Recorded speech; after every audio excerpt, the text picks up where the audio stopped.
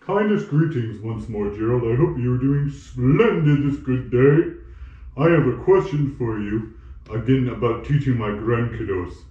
So, they were wondering about why people get married. And I'm just wondering how I can teach them about marriage and whether I even should.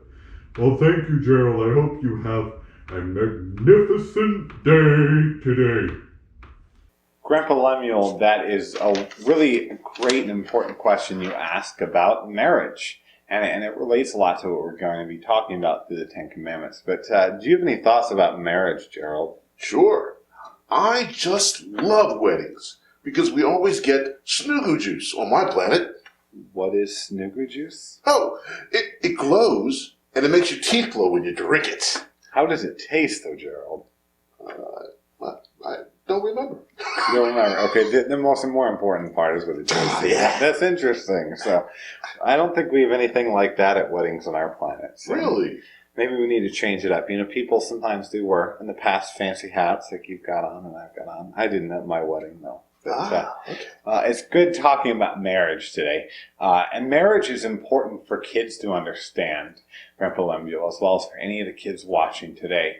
And it's not just important for, fancy hats, and it's not just important for snoogle juice, Gerald. That's true. But though that might be beneficial. Actually, the Ten Commandments has an important commandment for married people. Specifically, the seventh commandment, as most people understood it. And that commandment is kind of adult, and what it talks about. So I want you guys to talk with your parents about it as they lead. But it's really all about marriage and how important marriage is, mostly. And for you guys in family worship today, I want to encourage you guys to read Exodus chapter 20, verse 14, that contains the seventh commandment, and read 1 Corinthians chapter 7 about the importance of marriage to God and about how much God really cares about marriage. Just take some time after you watch these videos to read those passages if you can with your parents. Any thoughts on that commandment, Gerald? Well, God gave the seventh commandment because marriage is special, and God created it when He started the world. Yeah, absolutely, He did. So you guys can talk with your parents about what sin the seventh commandment deals with in marriage. But no matter what, God condemns people who aren't married from acting like married people in a way. So that's kind of a way you could understand it. God, in this passage, is condemning people that aren't married to somebody to acting like they're married to somebody. But God made marriage to last for the whole life. That's what's really, really important here. And it's not like sometimes what you guys play with your dolls. So some of you guys, especially the girls watching, might play with dolls and kind of have wedding ceremonies. One of my, that child, it's a boy, has played even a wedding thing with a Spider-Man doll. But it's not always like that, is it, Gerald? No, it's not. It can be quite different. So marriage instead is like a promise for life. It's like you make a great promise to be with somebody, and God made that to be for life, even though sometimes that doesn't happen for people. Marriage is meant for Christians to be together. And you should only marry somebody. I know you guys are years away from even thinking about who you marry, but you should only ever think about marrying somebody who's like my wife, Miss Danielle, describes we should marry as being like a running buddy. If you guys ever run, sometimes when you run, it gets helpful to have somebody that can kind of run at the same speed as you can.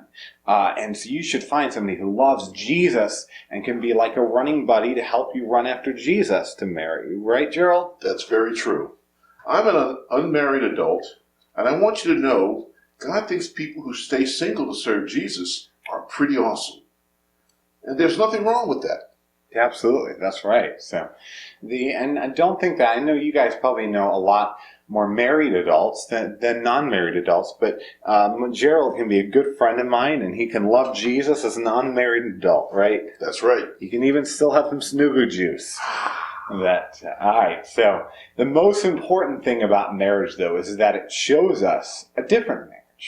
Marriage between mom and a dad, a husband and a wife, is meant to show us the marriage between Jesus and His bride, the church, which is Christians of all time, everywhere, forever.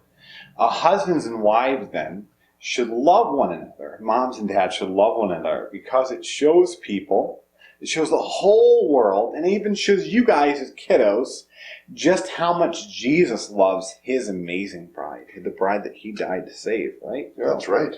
And we all get to go to the best wedding feast ever if we trust in Jesus. Yeah, that's right, because we get to be part of that bride if we're Christians, right? That's right. Awesome, yeah.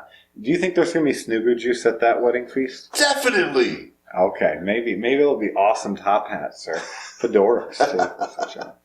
We'll hope so. But pray for the married people that you guys know. You guys are not ready to marry by any stretch, but you guys can pray for your mom and dad as married people if they're married, or other married people that maybe married people in your church. That they would love Jesus and love one another. And you can also support marriage and follow this command by helping your mom and dad be husband and wife first, if they are married. And one way you can do that is maybe go to bed on time and not fight, so they can have mom and dad time and husband or wife time. Right, Gerald? That's right. Do we have a Bible verse tonight? Of course. Memorize Proverbs chapter 18, verse 22.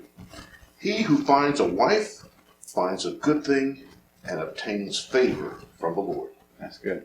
Even better favor than the favor of getting some snooker juice, right? Yeah. Okay. Let's go raid the church kitchen to see if they have any snooker juice. Sound good? Excellent. Yeah, let's go. All right, great. See you, kids.